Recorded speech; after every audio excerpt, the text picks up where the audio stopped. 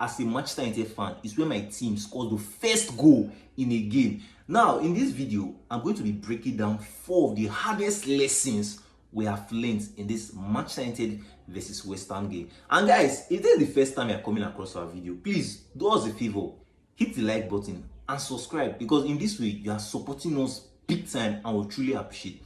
Now, number 1 lesson we learned is that, you see, Amorim, bro, this guy in-game management is very poor. Now, Amorim, I understand that as Manchester United, we don't have enough squad depth, we don't have enough quality in our bench.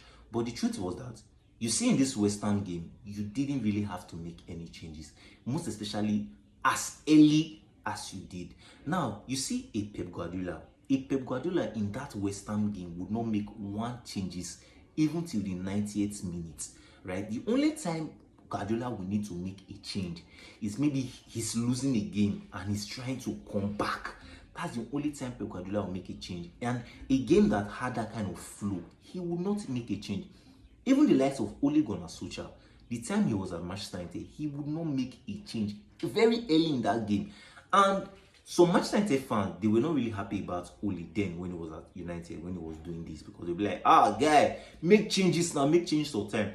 And let me give you the reason why you see Ole doesn't make changes very quick, most especially when he's leading. Now, the main reason why Ole doesn't make changes quick is that he's trying not to disrupt the flow the team already has, because the team has already built up some kind of momentum, and if he make a change, he might just like scatter everything. That's why you see, before Ole makes a change, it's at the 85th minute. That's when you see he makes changes. 85th minute, close to 90 minutes.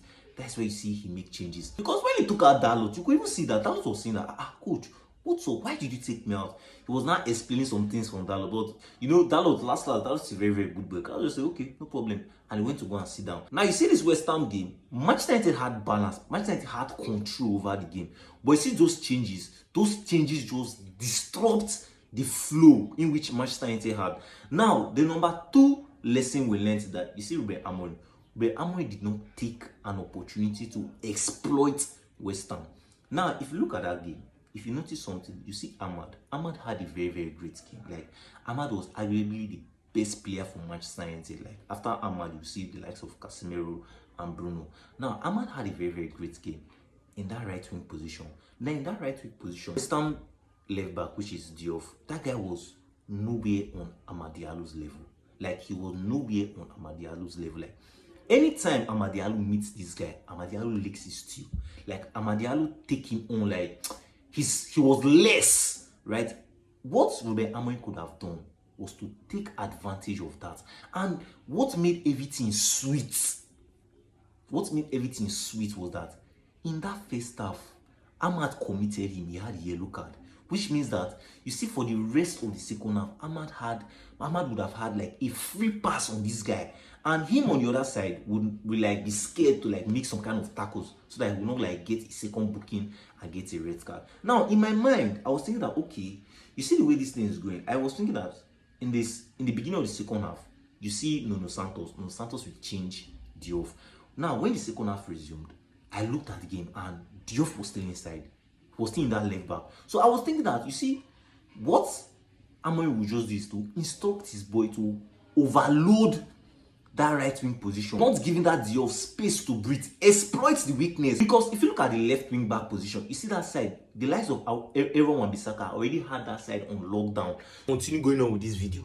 If you have stayed up to this point, please hit the like button. If you haven't subscribed, subscribe. So even in my mind, I thought that immediately the second half starts, you see this guy, Nuno Santos, when he changes this guy, Diouf, he will now push Wan-Bissaka to that side, because that was where most of Manchester United, like 80% of Manchester United opportunity came from, and that was even where the goal Manchester United scored came from. So I was thinking that, you see, this guy, we maximize that opportunity, like take it, grab it, but instead he didn't. Now, number 3 was Eden Heaven. Now, you see Eden Heaven had a shaky start. Like, now, what made things worse for Eden Heaven was that yellow card he got. That's what made things worse for him. If not, after he got that yellow card, Baba was very, very okay. Like, he defended well. But the main reason why you see Ruben Amorim took him out was because of that yellow card. Ruben Amorim doesn't want to hear that, come, they should bet, they might fly. then what happened? Aiden will not have red card. No, he didn't want to take that risk at all. That is why you see he took him out. And you see Aiden Heaven. The last time the Heaven started for Manchester United in the Premier League was the last game of the season against Aston Villa. That was the last time he started for Manchester United. Now, for number 4 is Matheus Cunha having a very average game. Now, Matheus Cunha, there's something I want to understand. I know you're a maverick. Like, you're a maverick, you just do things. Yes. But don't you do studies? Like, don't you study players before game? Because if you made your study, like if you study players before game, you will know that Ewan Wan-Bissaka is a Spider-Man. Spider-Man. That is Wan-Bissaka.